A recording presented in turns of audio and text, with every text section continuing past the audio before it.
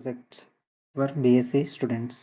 ನಾವು ಪ್ರಾಜೆಕ್ಟ್ ಅಂತ ಬಂದಾಗ ಇದರಲ್ಲಿ ಮೋಸ್ಟ್ ಇಂಪಾರ್ಟೆಂಟ್ ಸ್ಟೆಪ್ ಅಂತಂದರೆ ಫಸ್ಟ್ ನಮಗೆ ಟಾಪಿಕ್ ಸೆಲೆಕ್ಷನ್, ಯಾವ ರೀತಿಯಾಗಿ ನಾವು ಟಾಪಿಕನ್ನು ಸೆಲೆಕ್ಟ್ ಮಾಡ್ಕೊಳ್ಬೇಕು ಅನ್ನೋದು. ಫಸ್ಟ್ ಸ್ಟೆಪ್ ಏನಾಗ್ತದೆ, choose the simple and interesting topic.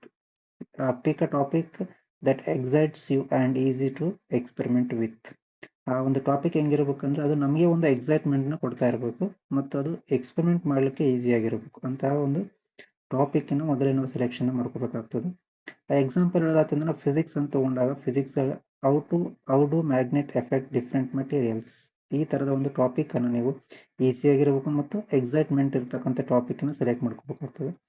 Next ಬರ್ತಕ್ಕಂಥ ಸೆಕೆಂಡ್ ಸ್ಟೆಪ್ ಅಂತಂದರೆ ಪ್ರಾಜೆಕ್ಟಲ್ಲಿ ರಿಸರ್ಚ್ ಆ್ಯಂಡ್ ಹೈಪೋಥೆಸಿಸ್. ರಿಸರ್ಚ್ ಒಳಗಡೆ ಏನು ಮಾಡ್ತೀವಿ ಅಂದರೆ ರಿಸರ್ಚಲ್ಲಿ ಬ್ಯಾಕ್ಗ್ರೌಂಡ್ ಇನ್ಫಾರ್ಮೇಷನ್ನ ಕಲೆಕ್ಟ್ ಮಾಡ್ಕೋಬೇಕು ನಾವು. Research background information your topic. Okay, next hypothesis ಅಂದರೆ ಅದರಿಂದ ಏನಾಗುತ್ತೆ, ಏನು ಪ್ರಿಡಿಕ್ಷನ್ ಮಾಡ್ಬೋದು ಅನ್ನೋದನ್ನು ನೀವು ಮೊದಲೇ ಊಹೆ ಮಾಡಬೇಕಾಗ್ತದೆ, ಪ್ರಿಡಿಕ್ಷನ್ ಮಾಡಬೇಕಾಗ್ತದೆ. ಅದನ್ನು ನಾವು ಹೈಪೋಥೆಸಿಸ್ ಅಂತ ಕರಿತೀವಿ. ಇದಾದಮೇಲೆ ಬರ್ತಕ್ಕಂಥದ್ದು ನಮಗೆ ಮೂರನೇ ಸ್ಟೆಪ್, ಗ್ಯಾದರ್ ದ ಮಟೀರಿಯಲ್. ಆ ಪ್ರಾಜೆಕ್ಟಿಗೆ ಬೇಕಾಗಿರ್ತಕ್ಕಂಥ ಮಟೀರಿಯಲನ್ನು ನಾವು ಗ್ಯಾದರ್ ಮಾಡಬೇಕಾಗ್ತದೆ. ಅವು ಯಾವ ರೀತಿಯಾಗಿರ್ಬೇಕಂದ್ರೆ usually available material from the home or local stores. ನಮ್ಮ ಸುತ್ತಮುತ್ತಲಿರ್ತಕ್ಕಂಥ ಸ್ಟೋರಲ್ಲೇ ಅಥವಾ ನಮ್ಮ ಲ್ಯಾಬಲ್ಲೇ ಅವೈಲೇಬಲ್ ಇರ್ತಕ್ಕಂಥ ಮಟೀರಿಯಲನ್ನು ನಾವು ಯೂಸ್ ಮಾಡಬಹುದಾದಂಥ ಪ್ರಾಜೆಕ್ಟನ್ನು ಚೂಸ್ ಮಾಡಬೇಕಾಗ್ತದೆ ಮೊದಲು. ಆಮೇಲೆ keep safety precautions in mind, especially with the chemical or electricity. Next fourth step ಅಂತ ಬಂದಾಗ ನಮಗೆ ಕಂಡಕ್ಟ್ ದ ಎಕ್ಸ್ಪೆರಿಮೆಂಟ್. ಮೊದಲೇನು ಮಾಡಿದ್ವಿ, ನಾವು ಟಾಪಿಕ್ ಸೆಲೆಕ್ಷನ್ ಮಾಡಿದ್ವಿ, ರಿಸರ್ಚ್ ಆ್ಯಂಡ್ ಹೈಪೋಥೆಸಿಸ್ ನಾವು ಮಾಡ್ಕೊಂಡ್ವಿ, ಆಮೇಲೆ ಮಟೀರಿಯಲ್ನ ಗ್ಯಾದರ್ ಮಾಡಿದ್ವಿ. ನೆಕ್ಸ್ಟ್ ಬರ್ತಕ್ಕಂಥದ್ದೇನು, ಕಂಡಕ್ಟ್ ದ ಎಕ್ಸ್ಪೆರಿಮೆಂಟ್. ಆ ಒಂದು ಎಕ್ಸ್ಪೆರಿಮೆಂಟನ್ನು ನಾವು ಕಂಡಕ್ಟ್ ಮಾಡಬೇಕು. ಎಕ್ಸ್ಪೆರಿಮೆಂಟ್ ಒಳಗಡೆ ಏನಿರ್ತವೆ, follow the clear procedure with step by step instructions. ನಾವು ಮೊದಲ ಏನು ರಿಸರ್ಚ್ ಮಾಡಿರ್ತೀವಲ್ಲ ಅಲ್ಲಿರ್ತಕ್ಕಂಥ ಸ್ಟೆಪ್ ಬೈ ಸ್ಟೆಪ್ಪನ್ನು ಫಾಲೋ ಮಾಡಬೇಕಾಗ್ತದೆ. ಆಮೇಲೆ change only one available at a time, C it dew effects. ಅಂದರೆ ಸ್ಟೆಪ್ ಬೈ ಸ್ಟೆಪ್ ಮಾಡೋದ್ರಿಂದ ಆ ಈಚ್ ಸ್ಟೆಪ್ಪಲ್ಲಿ ಅಲ್ಲಿ ಆಗ್ತಕ್ಕಂಥ ಬದಲಾವಣೆಯನ್ನು ನಾವು ಅಬ್ಸರ್ವ್ ಮಾಡ್ಬೋದು. ಆಮೇಲೆ repeat the experiment at least 3 times for accuracy. ನಾವು ಯಾವುದೇ ಒಂದು ಎಕ್ಸ್ಪೆರಿಮೆಂಟ್ ಯಾವುದೋ ಒಂದು ರಿಸಲ್ಟನ್ನು ಅನಲೈಸಿಸ್ ನೋಡ್ತಾ ಇದ್ದೀವಿ ಅಂದಾಗ ಅದನ್ನು 3 times ನಾವು ರಿಪೀಟ್ ಮಾಡಬೇಕಾಗ್ತದೆ for the accuracy purpose. Step 5 ಬರೋದು ನಮ್ದು ರೆಕಾರ್ಡ್ ಅಬ್ಸರ್ವೇಷನ್ ಆ್ಯಂಡ್ ಡಾಟಾ.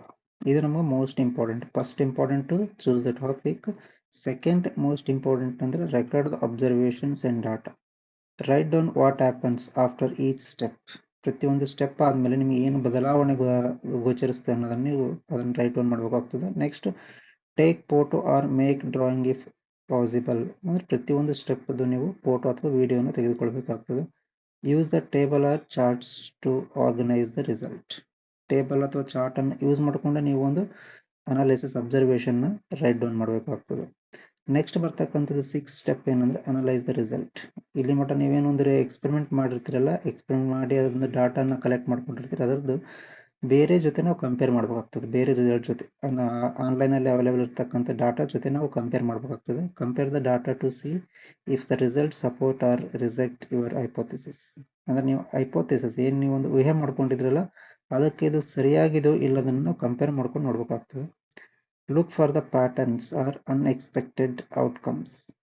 ಅಂದರೆ ಇದರಲ್ಲಿ ನೀವು ಮಾಡುವಂಥ ಎಕ್ಸ್ಪೆರಿಮೆಂಟಲ್ಲಿ ಏನಾದರೂ ನಿಮಗೆ ತಿಳಿಯದೇ ಒಂದು ಹೊಸದೊಂದು ಎಕ್ಸ್ಪೆರಿಮೆಂಟ್ ಬಂದಿರ್ಬೋದು, ಹೊಸದೊಂದು ರಿಸಲ್ಟ್ ಬಂದಿರ್ಬೋದು, ಅದನ್ನು ನೀವು ಅಬ್ಸರ್ವ್ ಮಾಡಬೇಕಾಗ್ತದೆ.